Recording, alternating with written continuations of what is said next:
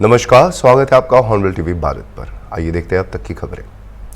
विश्व दिव्यांग दिवस पर मुख्यमंत्री योगी आदित्यनाथ ने लखनऊ के लोक भवन में आयोजित एक कार्यक्रम में दिव्यांगों को सशक्त बनाने के लिए किए गए प्रयासों के लिए व्यक्तियों और छात्रों को सम्मानित किया।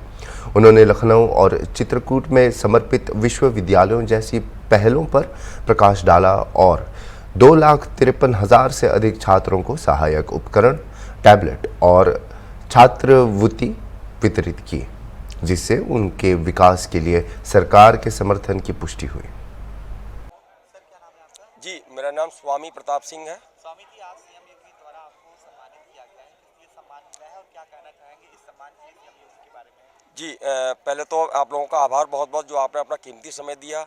माननीय मुख्यमंत्री जी ने जो आज हमें प्रेरणा स्रोत पुरस्कार दिया है, ये हमारे कार्यशैली को देखकर दिया उन्होंने, जो कि हम अपने स्व संसाधनों द्वारा आगरा शहर के समाज सेवी मेरी पूरी टीम के साथ जो मिलकर हमने दृष्टिबाधित बच्चों के लिए जो हमने शिक्षा पुनर्वास के लिए जो कार्य कर रहे हैं हम लोग निःशुल्क सेवाओं के साथ, तो उसके लिए हमें दिया। और हमें ऐसी ही सरकार से हमें उम्मीद थी कि जो अब जो सुविधाएं मुहैया हो रही हैं और बजट बढ़ाए जा रहे हैं, तो ये हमारे लिए बहुत अच्छा एक विषय है और दृष्टिबाधित के लिए और आगे भी बहुत अच्छा वो रहेगा, विकास हो पाएगा। राकेश कबीर। राकेश जी, जिस तरह से आप मुख्यमंत्री जी को सुन रहे थे, कितना कुछ किया गया है दिव्यांगजनों के लिए, पिछड़ा वर्ग के लिए, और खासतौर से आज के दिन जो सम्मान मिला है आपको, क्या कहना चाहें सीएम के लिए, योगी जी के लिए, और वाकई में जो आज का दिन उसके बारे में जी, सबसे पहले तो मैं योगी जी को बहुत हार्दिक आभार उनका व्यक्त करता हूं अपनी पूरी टीम की ओर से। और उन्होंने जो आज इस बताया कि हम दिव्यांगजनों पे इतना आज उन्होंने वो पेंशन शुरू की सर, छात्रवृत्ति बच्चों को शुरू की है, और उनका हृदय से आभार से लग रहा था, उनकी बातों शब्दों से ही स्पष्ट हो रहा था कि दिव्यांगजनों पर वो माननीय प्रधानमंत्री जी की इच्छा शक्ति जो है, जो चाह रहे हैं वो पूरा करना चाहते हैं। उसमें हम सभी जो दिव्यांगजनों पे काम कर रहे हैं, हम उनका पूरी मतलब बैकिंग पूरी करेंगे और उनका पूरा उनके साथ देते हुए, और हम अगली वर्ष और अच्छे स्तर पर हम और लोगों को भी पुरस्कार दिया जाए, इसके लिए हम बहुत बहुत उनका आभार व्यक्त करते हैं। नमस्कार, मेरा नाम अर्जुन रौतेला है, मैं आगरा से। जी, ये बताइए, जो 2014 के बाद से जो विकलांगों को एक सम्मान मिला, दिव्यांगजन, जैसा सीएम कह रहे थे, 2014 के बाद से जो सम्मान मिला है, जिनको पहले विकलांग कहा जाता था और अपने शब्द से कितना चेंजेस आया जी, बदलाव जैसे तरह से देखा जाए तो निश्चित रूप से सरकार की जो मानसिकता है वो कहीं ना कहीं दिव्यांगों को या दृष्टिबाधित है उन्हें उठाने की है, लेकिन कहीं ना कहीं अभी छोटी कमियां हैं जो निम्न स्तर के कर्मचारी उन्हें पूरी तरह से धरातल पर लागू करने में सक्षम नहीं है। कहीं ना कहीं उनकी मनोदशा इस तरह से है, जिस तरह से अभी अगर आवासीय दृष्टिबाधित विद्यालय की बात की जाए तो काफ़ी संघर्ष किया है। 18 वर्ष के बाद में अगर एक व्यक्ति को यह पुरस्कार मिला है, जबकि पूरी संस्था आगरा में बहुत जमीनी स्तर पर कार्य कर रही है और लगभग 2006 से संस्था चल रही है। 2006 से लेकर के 18 साल में इन्होंने करीब 23 बच्चों को सरकारी नौकरी पर पहुंचाने का कार्य किया है। बहुत बड़ा बदलाव मानते हैं आप? जी, बहुत बड़ा बदलाव देखने को मिला है। तो ये कहीं ना कहीं इस सोच को पराकाष्ठा पे पहुंचा रही है कि माननीय योगी आदित्यनाथ जी के सानिध्य में जो दिव्यांगजनों के लिए कार्य हो रहा है वह बहुत ही सराहनीय हो रहा है। मेरा नाम रितु पटेल है। रितु पटेल। रितु जी, आज आपको सम्मान दिया गया है, किस लिए सम्मान मिला और क्या कहना चाहेंगे सीएम योगी जी के लिए जो आज लोगों को सम्मान दिया जा रहा है किसी दिव्यांगजन? सबसे पहले मैं योगी जी को बहुत बहुत धन्यवाद देना चाहूँगी कि उन्होंने हम लोग को इस काबिल बनाया है, बनाने में मदद कर रहे हैं कि हम लोग इतना आगे कर पा रहे हैं। बहुत बहुत धन्यवाद उनको मैं देना चाहूँगी। और मैं वाराणसी की रहने वाली हूँ, जहाँ पे कैफेबिलिटी रेस्टोरेंट है, जहाँ पे मैं एक मैनेजर हूँ और अपने जैसे दिव्यांग भाई बहनों को मैं ट्रेनिंग देती हूँ ताकि वो भी हॉस्पिटैलिटी सेक्टर में अच्छे से सामान्य लोगों के साथ काम कर सकें। जैसे वो लोग करते हैं वैसे वो लोग भी करें और इज्जत से अपना ज़िंदगी जिए और आगे चले। जी।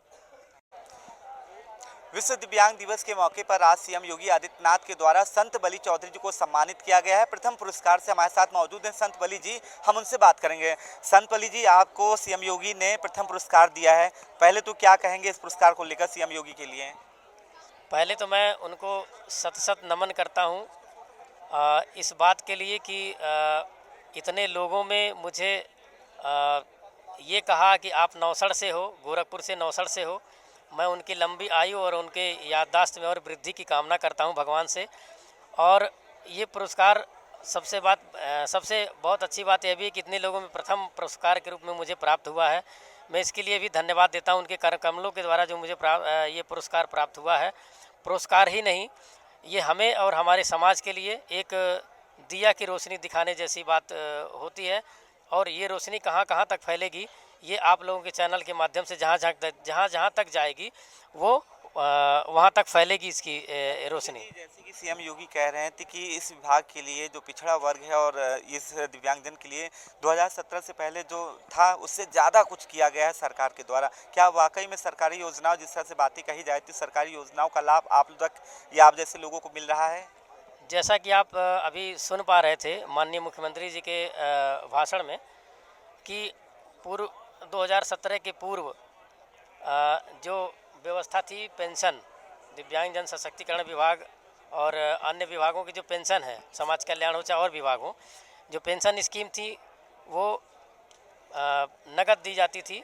और अब डायरेक्ट जो है ई पेमेंट के माध्यम से डायरेक्ट जो है उनके खाते में जाती है। तो एक पारदर्शिता आई है और निश्चित रूप से इसी प्रकार से अन्य योजनाओं के संबंध में भी, अन्य कार्यों के संबंध में भी हर तरह की पारदर्शिता इस सरकार में आई है। अच्छा जी, जो आपको प्राइज़ दिया गया किस लिए दिया गया, बस आखिरी सवाल। हमें जो प्राइज़ दिया गया है, मैं 1 जनवरी 1999 से जिलाधिकारी कार्यालय राजस्व विभाग में मैं कार्यरत हूं और सरकारी कार्य करने के बाद मैंने ऐसे बहुत से दिव्यांगजनों को रास्ता दिखाया, उन्हें पढ़ने के लिए, पढ़ाने के लिए प्रेरित किया, उनके अभिभावकों को। और पढ़ कर के आज जैसे अमित कुमार राठौर ललितपुर, मैं ललितपुर में था पहले, फर्स्ट ज्वाइनिंग मेरी ललितपुर डिस्ट्रिक्ट है, झांसी मंडल, वो आज ब्लाइंड है और आज इंडियन बैंक ललितपुर में ही कार्यरत है। एक नचिकेता चौबे जो दिल्ली सचिवालय में असिस्टेंट सेक्शन ऑफिसर के पद पर कार्यरत। इसी प्रकार से हमने बहुत सारे दिव्यांगजनों को उन्हें आत्मनिर्भर और शिक्षित प्रशिक्षित कराने के साथ साथ उन्हें स्वावलंबित बनाने के लिए प्रयास किया है। और ऐसे मैं कई संगठनों में मैं काम भी करता हूं, जैसे national association for the blind Mumbai. चलिए, बहुत बहुत शुक्रिया। हमारे साथ संतवली चौधरी जी थे। ये सरकारी सेवा में रहते हुए दिव्यांगजन सशक्तिकरण के लिए बेहतर काम किया है, इसके चलते मुख्यमंत्री योगी आदित्यनाथ द्वारा इन्हें प्रथम पुरस्कार से नवाजा गया है। वीडियो जर्नलिस्ट विजय के साथ अनूप चौधरी, हॉर्नबिल टीवी, लखनऊ। 2017 से पहले उत्तर प्रदेश में सरकारी योजनाओं में अक्सर भ्रष्टाचार देखने को मिलता था, लेकिन मुख्यमंत्री योगी आदित्यनाथ के नेतृत्व में इस पर प्रभावी अंकुश लगा और इन योजनाओं का लाभ समाज के सभी वर्गों तक पहुंचने लगा। 2017 के बाद से ग्रामीण क्षेत्रों में भी काफ़ी बदलाव आया है। गांवों में अब मिट्टी के घर नहीं बचे हैं। ये बातें पंचायती राज विभाग के चेयरमैन और राज्य मंत्री लोकेंद्र प्रताप सिंह ने हॉर्नबिल टीवी से खास बातचीत में कही है। बातचीत के दौरान सिंह ने उत्तर प्रदेश में होने वाले उपचुनाव और 2027 में होने वाले विधानसभा चुनाव पर भी चर्चा की। पंचायती राज समिति के सभापति विधायक लोकेंद्र प्रताप सिंह जी हमारे साथ हैं, उनसे बात करेंगे। सर, जिस तरह से जो बाई इलेक्शन में भारतीय जनता पार्टी को जीत मिली है, पहले तो उस पर क्या कहना चाहेंगे? देखिए, जनता शुरू से भारतीय जनता पार्टी को मत देने के लिए मन बनाए बैठी थी और यही वजह है कि अभी जो लोकसभा का चुनाव हुआ था उसमें हमारी कुछ सीटें कम हुई, इसमें कहीं कोई दोमत नहीं है। मगर जो गलती जनता उस समय कर गई, उससे लगा कि ये बहुत बड़ी गलती की है, क्योंकि सपा की जो कार्य करने का तरीका था, सपा ने जिस प्रकार से गुंडा राज और अराजकता का माहौल उत्तर प्रदेश में खड़ा किया था, जनता आज भी उसे नहीं भूली है और किसी भी कीमत पे वो समाजवादी पार्टी को आना नहीं देना चाहती है। और यही उपचुनाव में पूरी ताकत के साथ मतदाता ने भारतीय जनता पार्टी के पक्ष में मतदान किया और हमारे मुख्यमंत्री आदरणीय योगी आदित्यनाथ जी के नेतृत्व में हमने बहुत अच्छा प्रदर्शन किया है। निश्चित रूप से हमारा संगठन, हमारा नेतृत्व सब साधुवाद के पात्र है कि उन्होंने अपनी जनता के बीच बहुत अच्छी पहुंच, बहुत अच्छी इमेज बनाई है। ठीक है, जैसा आपने कहा, बाई इलेक्शन ने ये साबित कर दिया है कि कितनी अच्छी क्या इमेज रही है। और जिस तरह से भारतीय जो इंडिया ब्लॉक है, खासतौर से समाजवादी पार्टी की बात करें तो उन्होंने जो 2024 का चुनाव जीता था और कह रहे थे कि पीडीए उनके साथ है, इस वजह से इतनी सीटें आई। लेकिन ये जो चुनाव हुआ है ये दिखा दिया है कि पीडीए किसके साथ है। कुंदरकी जैसी विधानसभा सीट में जहाँ 65% मुस्लिम है, वहाँ पर भी भारतीय जनता पार्टी को सपोर्ट दिया है। तो क्या लगता है, वाकई में पीडीए जो कहते हैं हमारे पास है, या लगता है कि पीडीए भारतीय जनता पार्टी जो जन कल्याणकारी योजनाएं हैं जो पीडीए इसी वजह से भारतीय जनता पार्टी के पास साथ आ रहा है?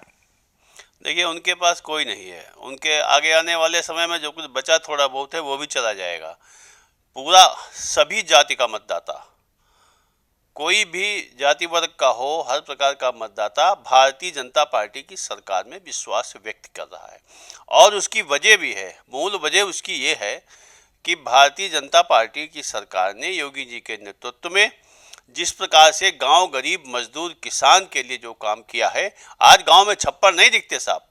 मैं कई गांव में रोजे जाता हूं, मेरी ग्रामीण विधानसभा है, 10-20 गांव रोज जाता हूं तो मैं देखता हूं कहीं छप्पर ढूंढे से नहीं मिलते, कच्चे मकान नहीं मिलते, कहीं खुले में शौच जाती हमारी बेटियां बहनें नहीं मिलती, कहीं कोई बीमारी के लिए तड़पता हुआ मरीज नहीं दिखता। आज हर प्रकार से सुविधा, आयुष्मान भारत कार्ड दे दिया। और यही नहीं, मैं बहुत बहुत साधुवाद देना चाहता हूं माननीय मुख्यमंत्री जी को कि मेरे 38 वर्ष के राजनीतिक जीवन में, मैं 38 वर्ष की साधना मेरी भारतीय जनता पार्टी के लिए है।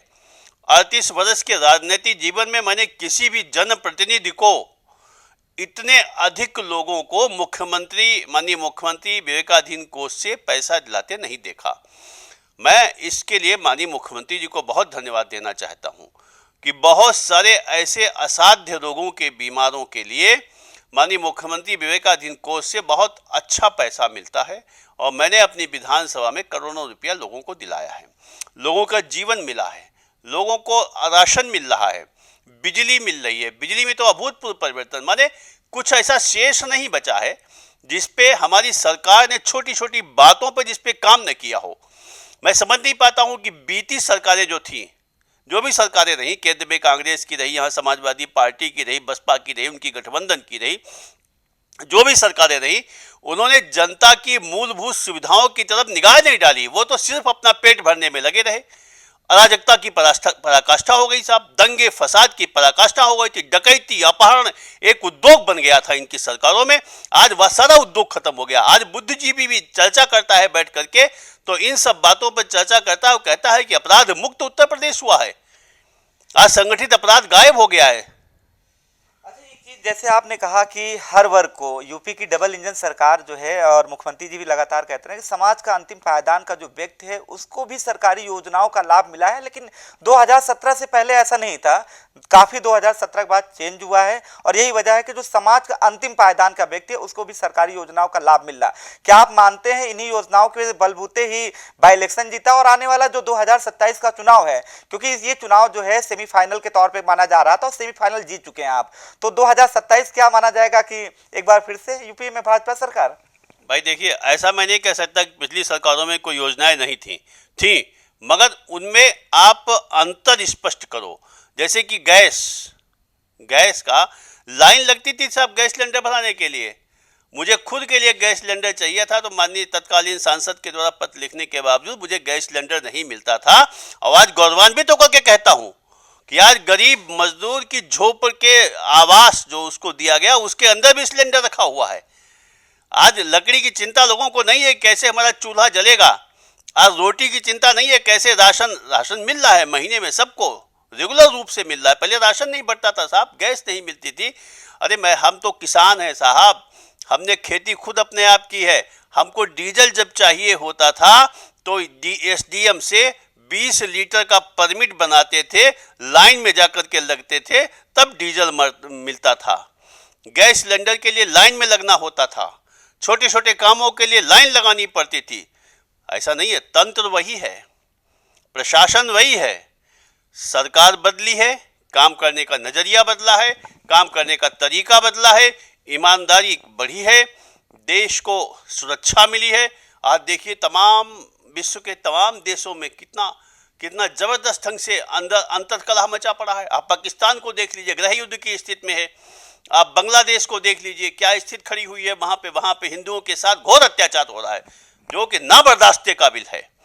और भारत हमारा सुरक्षित है, यहाँ मुसलमान भी सुरक्षित है, भारत विश्वगुरु बन रहा है। और मैं आपके चैनल के माध्यम से कहना चाहता हूँ कि सबसे ज़्यादा सुविधा भोगी, सबसे ज़्यादा सुरक्षित, सबसे ज़्यादा मान सम्मान यदि मुस्लिम समाज को कहीं मिल रहा है तो वो सिर्फ भारत में मिल रहा है, क्योंकि हमने सर्वे भवन्तु सुखिना के आधार पे हमारी सरकारों ने काम करना शुरू किया था।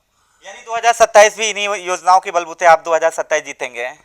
2027 में क्लीन स्वीप होगा साहब, आप देख लीजिएगा, मैं बता दे रहा हूँ, आज मेरी बात नोट कर लीजिए। इन सारी योजनाओं के दम पे हमने मुजरे नहीं कराए हैं किसी के जन्मदिन पे। हमने, हमारी सरकार ने, हमारी परम आदरणीय मुख्यमंत्री जी ने दीपावली में अयोध्या जाकर के 11 लाख 21 लाख दीपक जला करके उनका जन्मोत्सव मनाया है। सपा के एक सांसद हैं अवधेश प्रसाद, अयोध्या के हैं, और वो दावा कर रहे हैं कि 2027 के चुनाव में भारतीय जनता पार्टी 50 सीटों पर सिमट जाएगी। अगर नहीं सिमटते हैं तो वो राजनीति से संन्यास ले लेंगे, ऐसा वो दावा कर रहे हैं ऑन कैमरा। देखिए, आदरणीय अवधेश प्रसाद जी बहुत वरिष्ठ विधायक हैं और मेरे साथ भी 2017 के सदन में थे। मैं उनका बड़ा सम्मान करता हूं, लेकिन जो उनका इस प्रकार का बयान है, ये बयान मुझे लगता है कि भाई जिस राजनीतिक दल में काम कर रहे हैं उस राजनीतिक दल के प्रति अपनी निष्ठा दिखाने के लिए ही इस प्रकार के बयान कर दे रहे हैं। तो इन बयानों का कोई मतलब नहीं। उनके जैसे वरिष्ठ नेता से इस प्रकार की गलत बयानी की उम्मीद नहीं की जा सकती, और मुझे लगता है कि वो अखिलेश जी के दबाव में बोल गए होंगे, वरना निश्चित रूप से अवधेश प्रसाद जी यह बात निश्चित रूप से समझ रहे हैं कि 2027 में फिर से भारतीय जनता पार्टी की सरकार आने वाली है। सर, आखिरी सवाल ये है कि आप खुद पंचायती राज समिति के सभापति हैं, और जिस तरह से यूपी सरकार गांवों को लेकर खास फोकस कर रही है, उनको हाईटेक बना रही है, आपको आपके हिसाब से क्या लगता है, क्या बदलाव होने चाहिए? गांव में तो साहब, गांव साहब बहुत खूबसूरत हो गए हैं।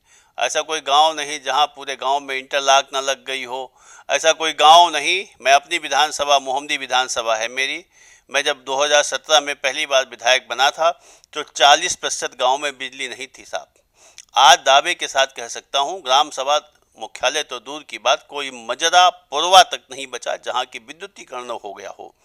और इन 7 वर्षों के कालखंड में मैंने अपनी विधानसभा में 5, 3, 8 नए पावर हाउस बना करके खड़े किए हैं, जो कि एक बहुत बड़ी उपलब्धि है। तो ऐसे सरकार लगातार इस प्रकार के काम कर रही है जिन पे गांव का गरीब मजदूर किसान खुशहाल है।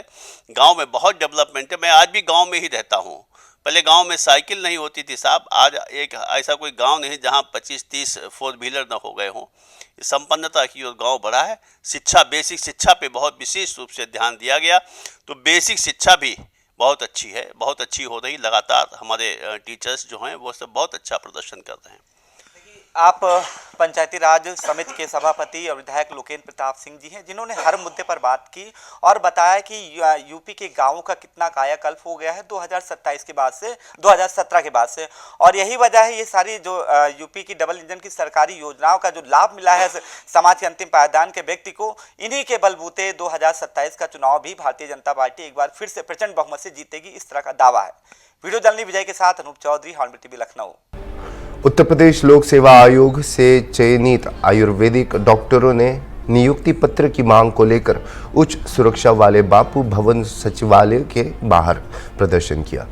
आयोग द्वारा दिसंबर 2023 में परिणाम घोषित करने और कई उम्मीदवारों को उनके पत्र मिलने के बावजूद 113 उम्मीदवारों को अभी तक नियुक्ति पत्र नहीं मिले हैं। पुलिस ने हस्तक्षेप किया, लेकिन डॉक्टरों ने संबंधित अधिकारियों से मिले बिना जाने से इनकार कर दिया। जी, पहली बात तो हम यहाँ मैम से मिलने आए थे, क्योंकि बीना मैम है आयुष प्रमुख सचिव आयुष के। नहीं, लीना जौहरी जी की तो वो हो गया ना, ट्रांसफ़र हो गया उनको, उनकी जगह पे आई हैं ये, ठीक है। तो हमारा जो रिज़ल्ट आया था वो दिसंबर में आया था 2023 के, तो अब 2024 का दिसंबर आ गया, हमारा नियुक्ति पत्र का कोई जैसा हमें पता नहीं चल रहा है कि हम कहीं भी पूछें, हमारा कोई भी पता नहीं चल रहा कि क्या हो रहा है हमारे साथ। हमारा मेडिकल हो गया, हमारा पुलिस वेरिफिकेशन हो गया, उसके बाद भी हम यहाँ पे आते हैं कि मैम मिल ले, हमें कुछ बता दें, क्योंकि अगर हमें कोई नॉलेज रहेगी तो हम यहाँ बैठेंगे नहीं। हमें कोई नॉलेज कहीं से नहीं मिल पा रही है, तो हम बस यहाँ मिलने के लिए आए थे। और हर बार हमें यही कहा जाता है, या तो मैम बीमार हैं, या तो मैम मिलना नहीं चाह रही हैं, या तो किसी वजह से वो मिल नहीं पा रही हैं। जी, लोक सेवा आयुष की तरफ से, लोक सेवा आयोग की तरफ से आयुष विभाग की भर्ती थी मेडिकल ऑफिसर की, आयुर्वेदा मेडिकल ऑफिसर। जी, उत्तर प्रदेश लोक सेवा आयोग की तरफ से आयुर्वेदिक एएमओ की ज्वाइनिंग निकली थी, जिसके लिए हम लोगों ने एग्ज़ाम दिया था और दिसंबर में उसका रिजल्ट आ गया था। उसके बाद से हमारा मेडिकल जून में हो गया, पुलिस वेरिफिकेशन जुलाई में हो गया, सब कुछ कंप्लीट है और हम लोग ज्वाइनिंग लेटर के लिए वेट कर रहे हैं और आज तक अभी हमें ज्वाइनिंग लेटर नहीं दिया गया और ये भी नहीं बताया जा रहा है कि कब तक आएगा। क्या आप लोग आयुष मंत्री दयालु के पास भी गए थे क्या? हाँ, हम सबसे मिल चुके हैं। मिले हैं ना? हाँ, हम मिल के आए हैं सब। यहाँ पे हम प्रमुख सचिव आयुष से वीना कुमारी मीना मैम से मिलने आए हैं और ये जानना चाहते हैं कि हमें ज्वाइनिंग लेटर कब तक दिया जाएगा। सहरसा में बेरोजगारी को कम करने और 2000 युवाओं को रोजगार के अवसर प्रदान करने के लिए श्रम संसाधन विभाग द्वारा जागरूकता रैली का आयोजन किया गया। यह रैली आईटीआई कैंपस में शुरू होकर वीर कुंवर सिंह चौक, डीबी रोड, शंकर चौक और गांधी पथ से गुजरकर वापस आईटीआई कैंपस पर समाप्त हुई। उप क्षेत्रीय रोजगार कार्यालय से के सहायक निदेशक योजना भरत जी राम ने बताया कि 5 दिसंबर को जिला स्कूल मैदान में 1 दिवसीय रोजगार सह व्यावसायिक मार्गदर्शन मेला आयोजित किया जाएगा। इसमें 8वीं पास से लेकर उच्च शिक्षित अभ्यर्थी भाग ले सकते हैं। 30 निजी कंपनियां इस मेले में 2000 नौकरी के अवसर प्रदान करेंगी।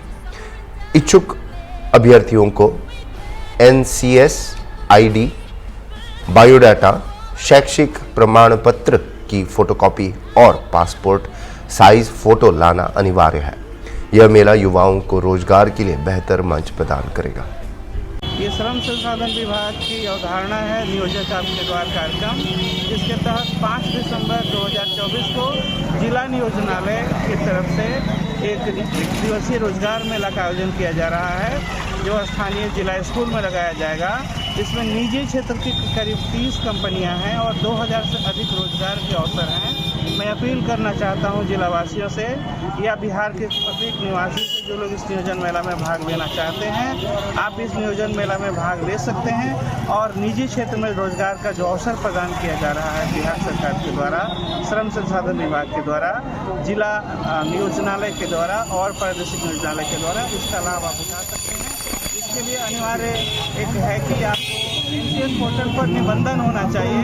अगर आपका निबंधन नहीं है फिर भी हम नियोजन मेला में ऑन द स्पॉट नियोजन की निबंधन की सुविधा रखे हैं और आप ये सुविधा प्राप्त करके इस नियोजन मेला में भाग ले सकते हैं। ये सबके लिए है, ओपन टू ऑल है और मैं पुनः अपील करना चाहता हूँ सभी देश जिला के वासियों से, राज्य के वासियों से कि इस नियोजन मेला में भाग लें और सरकार के द्वारा प्रदत्त सुविधा का लाभ उठाएं। क्या सुनना हुआ? मैं भरत जी राम, सहायक निदेशक और प्रादेशिक नियोजनालय। पदभार ग्रहण करने के बाद अपनी पहली प्रेस कॉन्फ्रेंस में मध्य प्रदेश के पुलिस महानिदेशक कैलाश मकवाना ने राज्य के पुलिस बल के लिए अपनी प्राथमिकताओं को रेखांकित किया।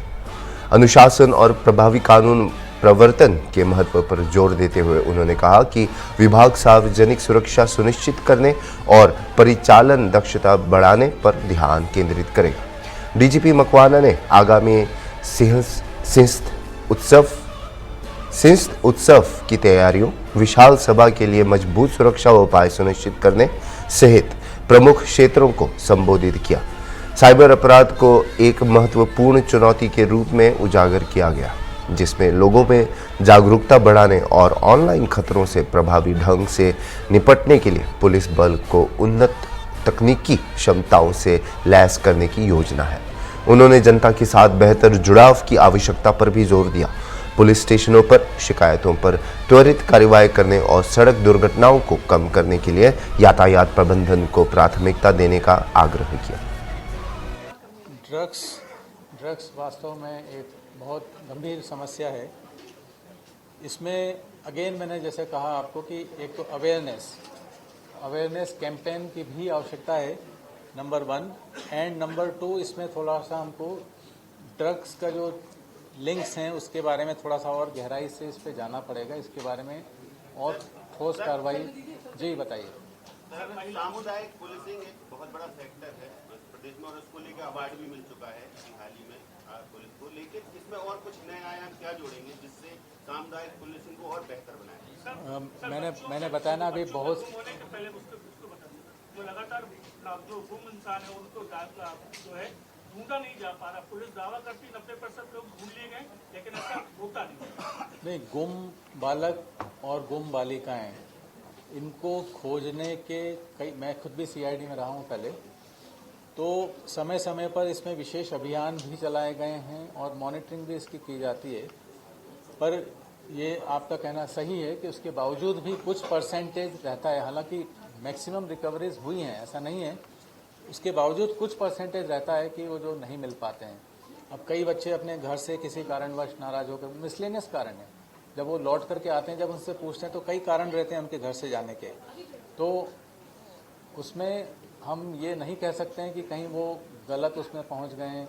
कई घर से नाराज होकर के चले जाते हैं, तो उसमें अगेन हम टाइम एंड अगेन इसके अभियान चलाएंगे और अभियान चलाने के बहुत सकारात्मक परिणाम आए हैं। पहले हमने देखा है कई बार जो है बरामदगी का परसेंटेज बहुत अधिक बढ़ा है।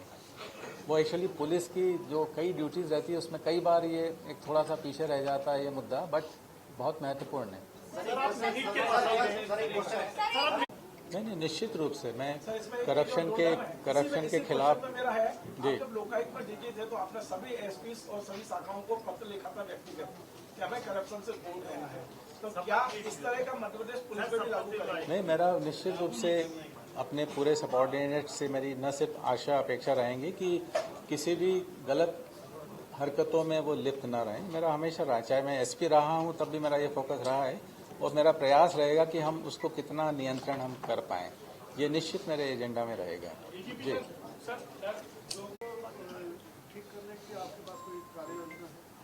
आगे अभी मैं एक बार रिव्यू कर लूँ, मैंने कहा ना मैं एक बार रिव्यू कर लूँ जी। मध्य प्रदेश में जब भी कोई भी पुलिस मुखिया के रूप में चला तो उसकी प्राथमिकता में ये रहता है पुलिस बल की जो कमी है, लगातार पुलिस बल की कमी आती है। सब बोलते हैं कि पुलिस बल की कमी, वाकई मध्य प्रदेश में पुलिस बल की कमी है जो पिछले कई सालों से पुलिस में भर्ती नहीं हो पाई। पुलिस बल की कमी को दूर करने के लिए आपका क्या स्टैंड है?